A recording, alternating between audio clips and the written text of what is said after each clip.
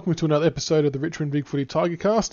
Tonight we've got another special episode including an opposition poster due to the success of last week with Lunity. Hopefully the same AFL outcome happens when we have an opposition supporter on. That means the Tigers win. But first we'll introduce our Richmond poster for this evening. Wacko23Jacko, welcome to the show, mate. Yeah, it's been a while since I've been here, so it's good to be back. Thank you for the coming on at late notice, given that Wacky Tiger stood me up yet again. This has to be at least the third time he stood me up at some point. He keeps saying, I promise we'll come on, I promise we'll come on. And yeah, just not great form from a mod. It's a big shame. It is, but I'm here, so it's a pretty good outcome in the end. But at least he's a mod putting his hand up, unlike Sturge, who's just cut ties altogether. But then the best part is he still starts claiming that he runs the Twitter account and all that. So he's cut ties and still tries to take credit for the work that we're doing. Oh well. And our second guest from the Port Adelaide board is Noobz0r. Welcome, Noobz. How are you, mate? Yeah, good. Thanks, mate. Thanks for having me. Happy to be here. No worries at all. Bit of a different scenario to the SFA one we did a little while ago, but should be good nonetheless. Yeah, looking forward to something a bit different. It's been a while since I've been on an actual footy-related podcast, so yeah, looking forward to it. Very good. And on your game on the weekend, bit of a disappointing result from, I suppose, Port's perspective, going down by 3 points, I think it was. What did you make of the game? I didn't see a lot of it. When I saw the scores, I assumed it was going to be shithouse conditions, but it didn't look like that upon replay. Nah, Hawthorn just turned it into a real defensive game of chaos ball, really. We had the run of them in the first quarter, and our lateral kicks and opening up the far side was going really well. But after quarter time, Clarko just shut that right down, put numbers behind and across the ground, and we just really struggled to get our ball movement going after that, and it just turned into a war of attrition. Okay, I mean, they seem to play Tassie well at the same time, so that's a bit disappointing it didn't go your way. Were there any standout players for you guys? No, it was really average across the board. Particularly our midfield just didn't stand up on the day. I think our highest disposal getter was Ollie Wines with 22. And particularly when we're looking at winning the clearances like we did, the midfield work rate and our running just wasn't there. Across the board we were pretty average. Our forward line in particular let us down. We just couldn't get the ball to ground or get anything going. You got Big Charlie down there. He's always a bit of a threat. Has he been injured the last few weeks, or has he been playing the whole time? No, he hasn't been injured. He just can't seem to get into games at the moment. He's so good for us with his aggression and his want to get to the contest. And, we just haven't seen much of that. He was doing really well earlier in the season when he was pinch hitting in the ruck because it actually got his hands on the footy and got him involved. So maybe we'll look at doing that again in the future. Hopefully just not this week. And Wacko, the Tigers game on the weekend, we were talking about it just before. I don't think either of us thought we were going to win by 71 points. But how did you see the game?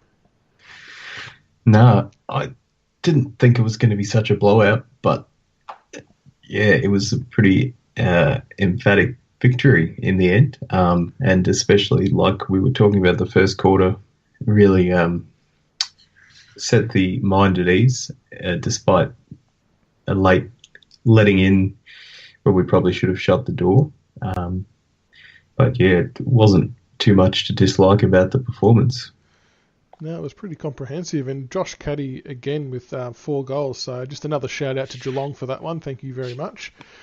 Yes, they would say on the main board after his 6-goal haul last week, he's back to his average now of 3 or 4 goals a game. So he's an average player again. He's just in a purple patch at the moment. And the other player as well that was good for us who was obviously best on ground was Shane Edwards. He always tends to live for the dream time at the G Games, but his work on the game against Essendon was just outstanding. Yeah, all class. That little toe poke towards the second or the end of the game, I think it was the third quarter or last. That was just exceptional. And those handballs. A lot of players do the quick handball, and some of them are a bit questionable, but he's just got lightning fast hands, and he can actually handball the ball legally as fast as some players can only manage to throw it. So it's pretty impressive. It is impressive. Did you happen to catch any of our game, Noobz? No, I didn't catch it, unfortunately. You didn't? No, that's all right. There was one incident in particular. The reason why I asked, there was a bit in particular. You may have seen it on a replay or a clip of some kind, where Josh Caddy flew up for a mark, just a ridiculous attempt. He was never going to mark it, and we actually had numbers at the contest, and we gave away a free kick. Well, he gave away a free kick because of it. And as he was running back defensively, David Asprey literally gave him a clip over the head and gave him a bit of a spray. Wacko, given I'm assuming you saw that, what did you make of that incident? I thought it was good work by Dave. I get pretty pissed. I know we're all about going 100%, and I think we've discussed this a little bit on previous pods or maybe on the board. Our game plan is all about just going at it and giving everything, but it's not really necessary to be going up when you're, behind another bloke who's got a chance at marking the ball. Going up like that, if you're not in the best position, is just a little bit silly, and I think he deserved the spray that he got. I think he did too. I think it was good leadership. I mean, Caddy's a pretty full-on personality, but for Dave to sort of step up and have a crack at him was good to see. How would you feel if, the poor boys were doing that, Noobs, if one of the leaders sort of gave a verbal spray to one of the blokes and a literal clip behind the ear if they did something wrong? I think it just shows the high standards that you guys have, particularly given how well you ran that game out and the winning margin in the end. Like, I think it's great to see that, you've still got people that are motivated and, you want to be playing the best footy you can possibly be for every minute of every game. So, yeah, I'm all for it. And the other incident of the game, which I'm sure we all saw, was the Rance milking the free kick from the marking contest. Wacko, start with you. Your take on that one? That was very politely put, milking the free kick. Not quite what the match review panel saw, which is fair enough. I think that Rance should probably stop it, and I'm assuming a pretty difficult behaviour to stop once you start doing it. But he doesn't need to do it, and it's a bad look, and just gives the haters something else to whinge about. In saying that, opposition forwards do it all the time, but Rance just does it a little bit too much, and perhaps a little too much butter at times. So it was a $1,000 fine. Do you think that's fair enough, Noobs, or do you need to start looking at potential suspensions for repeat offenders? I'd like to see a bit more than, this is, as far as I know, the first time he's been charged with it, but I think it's not a good look for the game, and particularly from a player of Alex Rance's calibre. Like, it's just unnecessary. And he had body position in the contest anyway. Like, he could have easily just pushed back and propped and, done okay in the contest. So I think it's something that does need to be looked at in terms of a more harsh sentence. Yeah, I suppose you look at how much players earn on the whole, and like $1,000 really isn't going to cause too much of an issue. But I think it's more the reputation part of it that is going to concern Rance and any player who gets caught doing it. But there was definitely no need for him to do it. Wacko, you might have seen the argument on the Richmond board about, is it staged or was he just putting a bit of mayo on it? What do you reckon? I'm of the thought that staging would be that if there was no contact at all and he just fell for it, I would say that's staging. But I think what he did was just adding a bit of mayo to... there was contact, but not enough to warrant it. Do you sort of sit on one side or the other with that? Yeah, I do agree. It was definitely just adding to an action rather than, faking a trip or something like you might see in world football where a player will kick their back leg against their front leg and go down without any contact. It wasn't in that sort of league, which is why I wouldn't want them being any harsher with the penalty for that. If he just dived forward, fair enough. But it's still not a good look, especially when you get caught out doing it. It's not, but to your point as well, the example that's been brought up a little bit on the boards is Ben Brown, who often sort of throws himself forward in marking contests. There's really no different to what Rance did, but no one ever speaks about it. Yeah, he did a particularly bad one against us. I seem to remember him just flying about 3 metres from a marking contest where there wasn't even a hand in the back. It was, the old raise of the elbow, to put pressure forward. No pushing or shoving motion, just a body-on-body contact, and he flew like Rance did. But, obviously we've got a rep because of whatever reason and needs to be brought down on us. Fair enough. All right, we'll move on to the roast and toast for this week. Noobz, I'll let you go first. I've given you the roast for us. What have you got? I'm not using this as a platform for an excuse for the loss on the weekend. We were definitely the poorer of the two sides, but the umpiring was pretty deplorable. I don't know if you caught our game, but just the amount of ticky-touch 50s that were given, we ended up giving away a couple of hundreds at some stage, I think, and it was just... It was 11 things that you see every... it? Yeah, and it was just things you see every week, and for some reason they just picked this game and us to start paying them. It was just a bit bizarre to watch. It definitely contributed, I think, but wasn't the reason why we lost. And I don't know whether it has anything to do with the Clarko situation and the way that he does build his relationship with the AFL and Gil McLaughlin in particular. But just the timing of it seemed real weird as well. I mean, 11 50-metre penalties for a game is unheard of. I think that's a world record. You'd be lucky to see that in a week of football, let alone one game. Yeah, and it's this protected area. I still can't get my head around it. When I think it's a lot of it is about intent. If a player is intending to be a pest in the zone, then sure enough, pay the free kick. But a couple of them, they were just jogging past with no interest in the ball carrier whatsoever, or they were following another player. So I think that rule's also something that needs a little bit of fine-tuning. We saw a couple of them in our game, didn't we, again this week? I know we copped about 4 or 5 of them in our round 1 game, and then it seemed like the protected zone wasn't a thing again until this weekend. So maybe the umpires have had another one of their special team meetings to bring up the rule of the week, and that was it this week. But again, it didn't seem as prevalent in other games over the weekend as it did in ours. Mm. It definitely wasn't, and I actually tweeted the same thing that you just said, Noobz, about the fact that if a player's close by but they're not impeding the guy with the ball, just play on. Like, they're not causing any harm.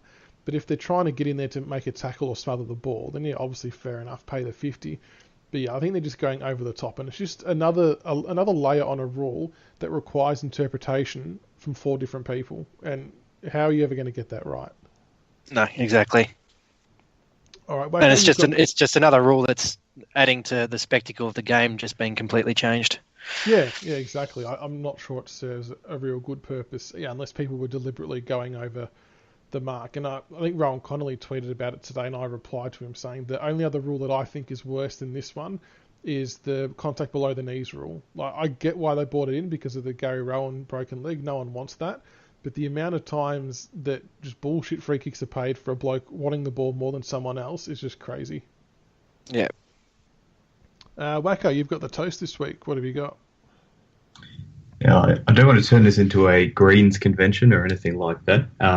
But I thought, despite, you can say what you want about the tokenism of the round or whatever, it was a pretty ballsy decision by the AFL with the entertainment they went with for the Dreamtime game. No, I missed this. What happened there?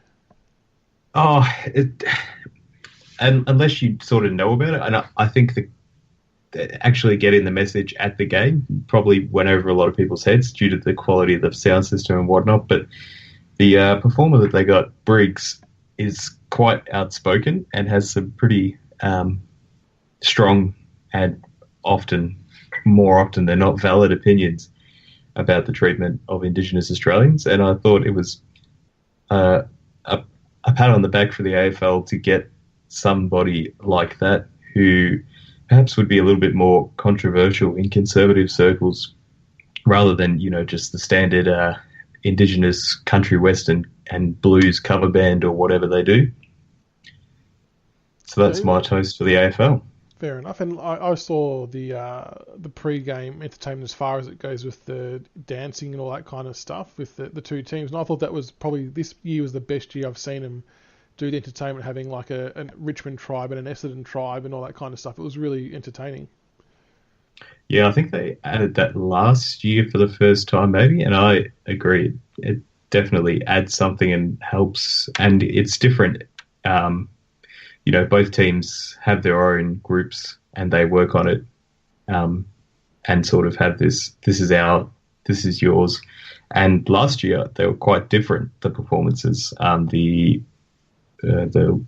it like a war dance or spear thing that they do. It was quite refreshing last year, and again this year was good to see as well. It was good. And while we're on the Indigenous round, Noobz, what did you make of all the different jumpers for the different teams? I thought every club did a really good job.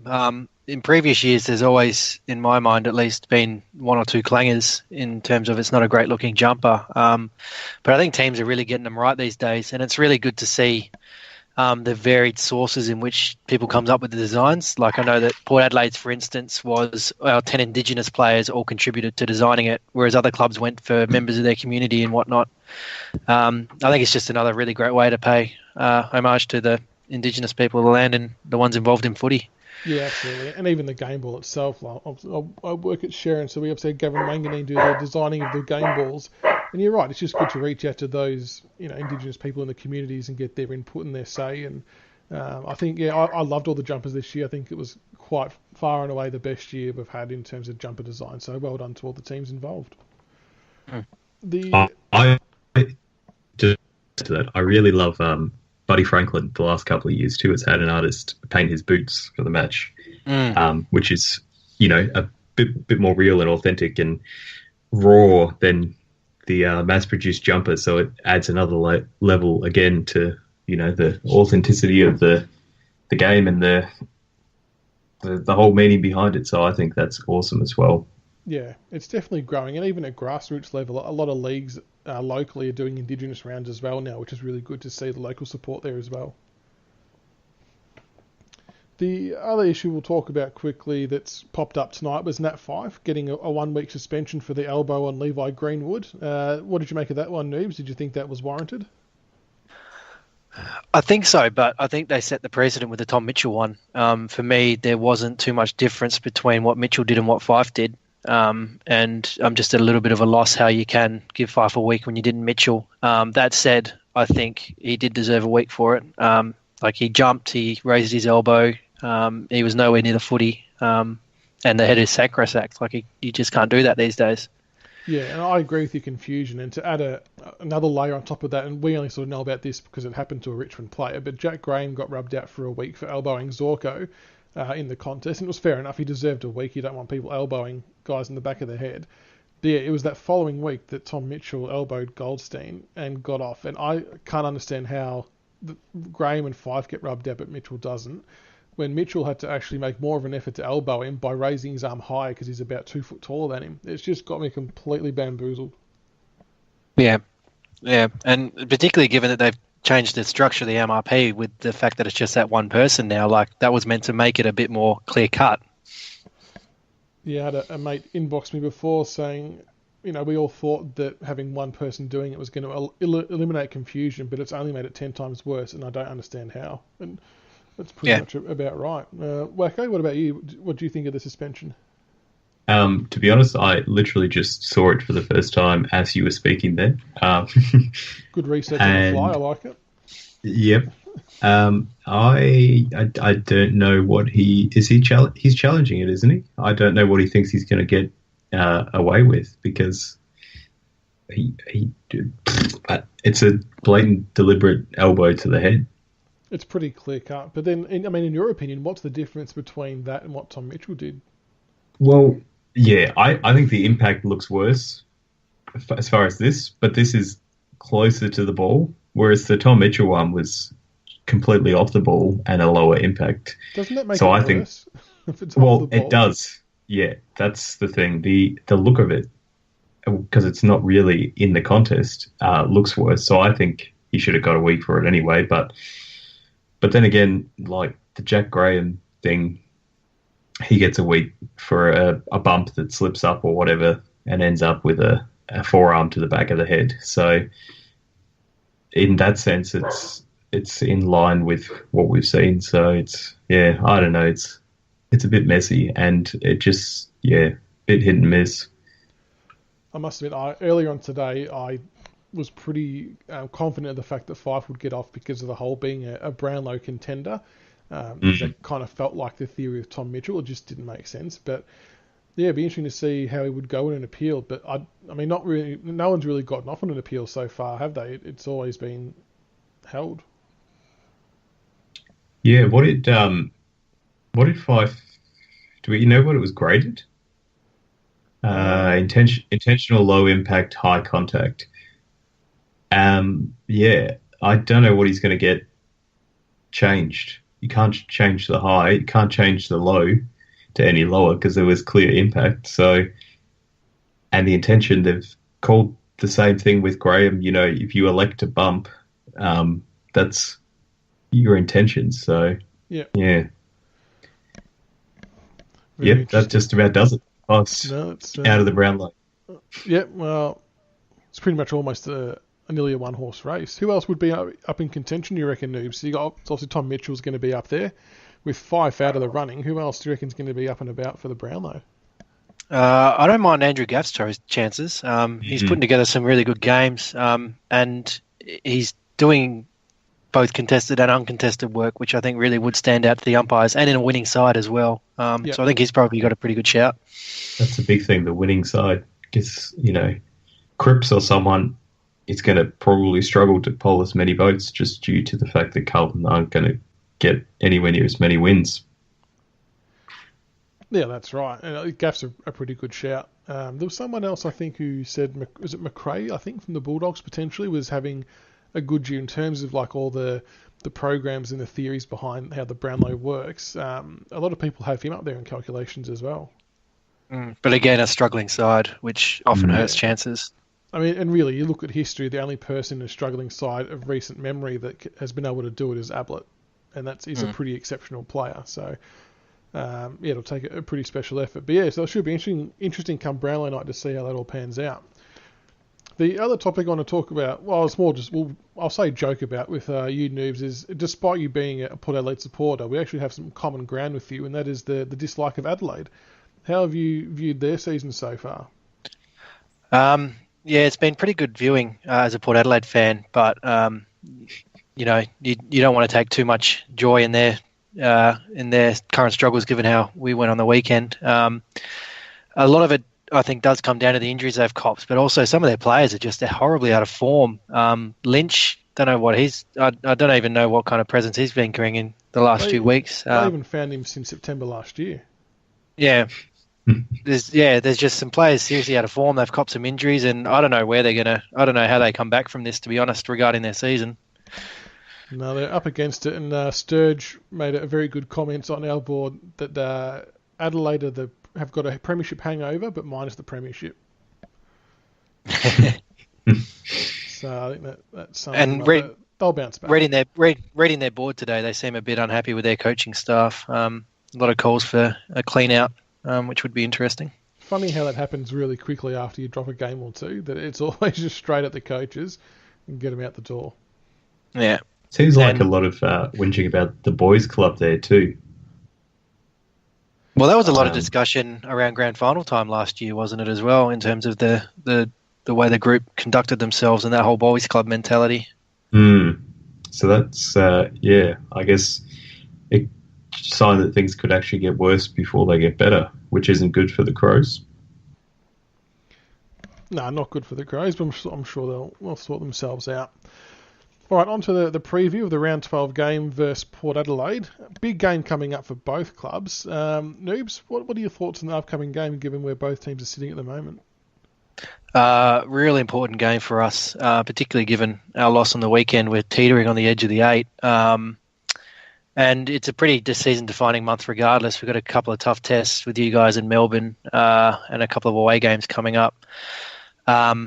Really important really important game for us, but I just can't see us getting it done, given your game style and the team we'll put out in the park. But a win would be very, very welcome.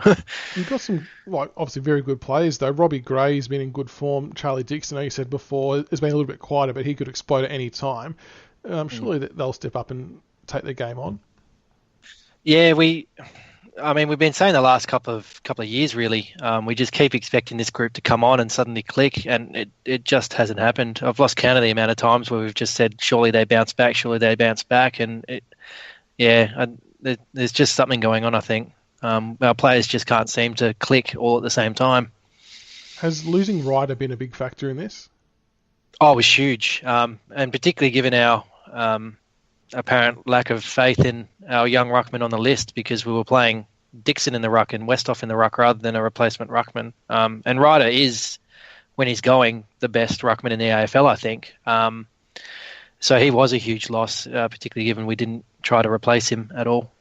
I've got a solution for your ruck issues. We have this guy on our list. He's pretty tall. Sean Hampson. We won't ask for much, but we're quite happy to try and make something for you. Yeah, I think we'd much rather someone like Scott Lysett, to be honest with you. You get Megan Gale with it, though. yeah, that's true. So there's a positive there. What about your new recruits with Jack Watts, Motlop and Rockcliffe? How have they been travelling for you? Very hit and miss. They have very good moments, and a couple of them put together very good games, but they're just struggling to put together it in consecutive weeks and at the same time. Rockcliffe came in under an injury cloud and spent a couple of weeks in the SANFL. Bounced back really well last week, but then against Hawks had a run with roll and just got absolutely towed up by Mitchell, I think. And Watts is, what you'd expect. He's good in patches. He does some freak things, but he just struggles to impact for 4 quarters. And Steve Motlop was never recruited to be, the cake. He is the cream. So he had a really good moment kicking the winning goal a few weeks ago. And that's what we recruited him for. So, they're a bit too quiet so far, but hopefully they put it together. And I suppose it's going to be a bit of a midfield battle. How do you see like Wines Boak and Pal Pepper going head-to-head with Dusty Koch and Jack Graham? Is that just going to be a contested slugfest? Yeah, we're pretty good with the contested ball. We won it against Hawthorn. Our biggest problem has just been the work rate. Our midfield just isn't working hard enough, which really would hurt against you guys given how hard your midfield runs.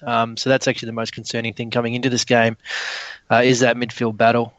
Because if we show the lack of work rate we did against Hawthorn, we're going to get absolutely towed in that area. And also our disposal efficiency is terrible. I don't know what's been going on with our skills, but none of our mids seem to be able to kick anymore either. And Wacko, how do you see this game panning out for the Tigers after our form from last week? Well, I expect Port to be very much up and about. As you said, it's an important game in the context of your season, especially given the close loss on the weekend. I'm just having thoughts to myself that I'm a little bit more worried now just listening at Adelaide Oval and our recent successes on smaller, narrower grounds and whatnot, and a few tall targets down there.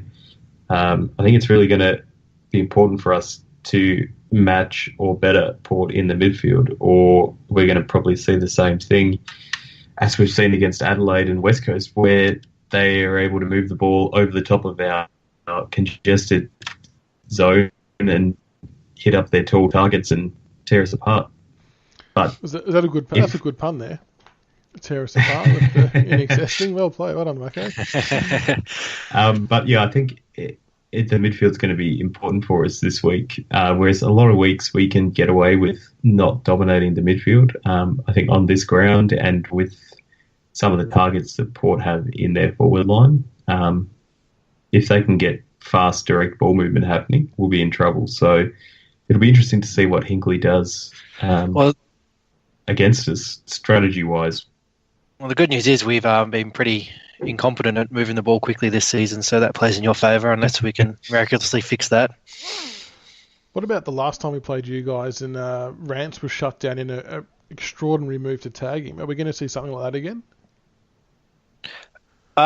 Yeah, potentially. I think it's a very important way to stop Richmond is to stop your defensive marking, and also important to take our own marks in our defensive half. It might be something you see again, given that we had a bit of a success with it previously. And what about Robbie Gray, Wacko? He's in a bit of form. He knows where the goals are, and he's just extremely damaging. Are we going to send someone like Grimes to him? I think he's had a bit of success in the past.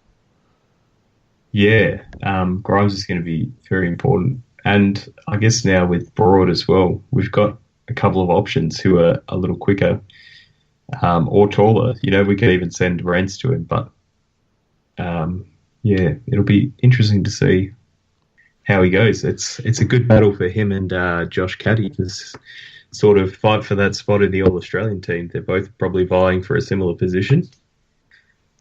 And they both kicked a few goals lately, so... Yeah, well, they're both up there in the Coleman too, which is fascinating.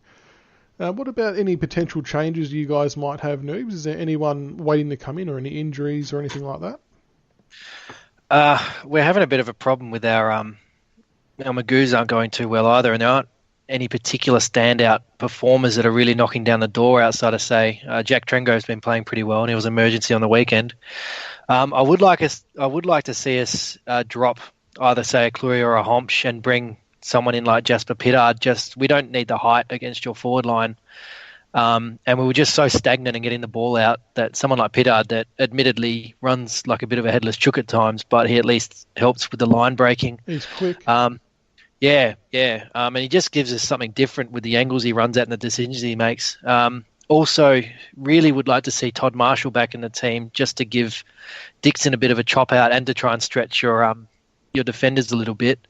But he has been under an injury cloud, and his dad died recently, so he's been out of the team for about a month. So I'm not entirely sure where his injury's at, but I wouldn't mind seeing him come in either. But given Hinkley tends to back in his 22, and our sample team only played yesterday, so it's a 5-day turnaround for those who played, I can't see us actually making too many changes. Yeah, we're in the same boat with the 5-day turnaround, but I think stretching our defence is a good tactic. I think that's why Adelaide and West Coast had some success against us earlier on in the year. With the quick ball movement, we weren't able to sort of fold off and cover for each other. So if there was the ability for you to do that, then I think that wouldn't be a bad option for you. And I'm also not against the idea of keeping in our extra tall defenders, because I think a key to beating Richmond is taking marks in your forward half, because as soon as the ball hits the ground, you guys are off and running. So I think West Coast in particular, McGovern taking marks, I think it makes a big difference to beating you guys. It does, and it was our own fault really, because we just kept launching it in, and that was suiting him to a T. So I think if we started to lower our eyes a bit more, and with the inclusion of Callum Moore, who's not tall, but he's a good second forward, hopefully that'll help with that part of it.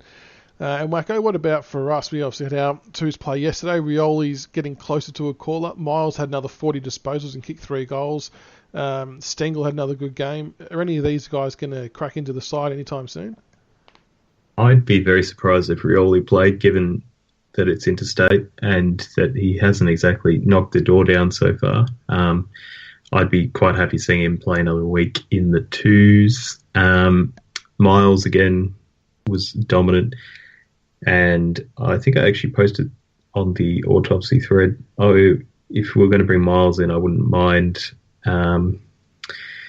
taking out someone like Higgins, maybe, who's been playing a bit of midfield anyway, and then letting Jack Graham sort of operate as a forward mid, running around, because he's shown that he's got a good goal sense and can be quite damaging from around the arc.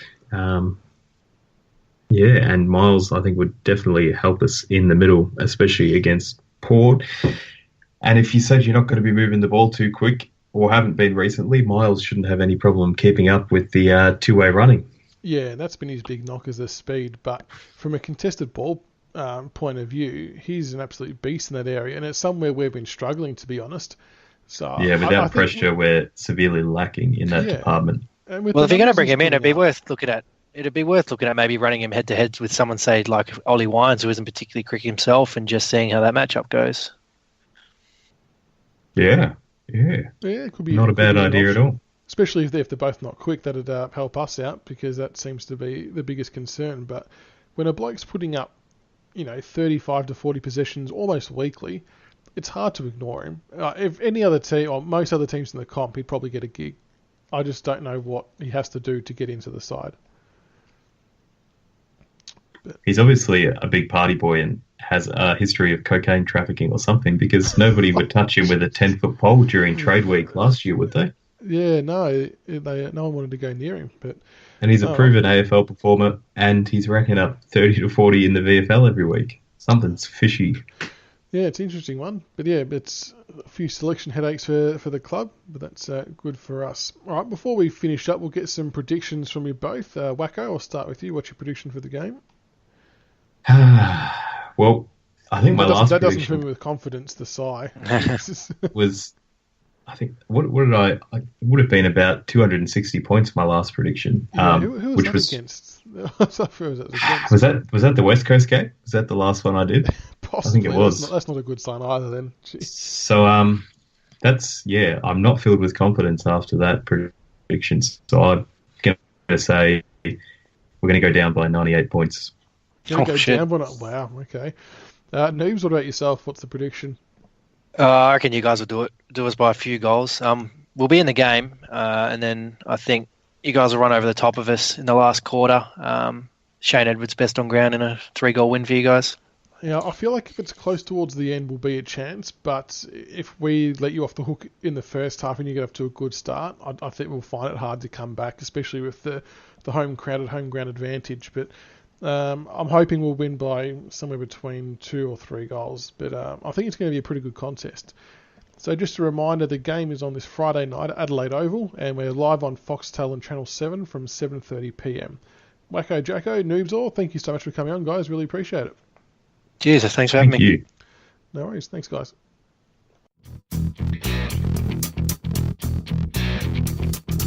Thank you for listening to another episode of the Richmond BigFooty Tigercast. Be sure to subscribe to the podcast on iTunes and YouTube so you can follow all the roast and toast, the reviews and previews, and all topics Richmond. Also keep an ear out for our special episodes of interviews with past players. Go Tigers.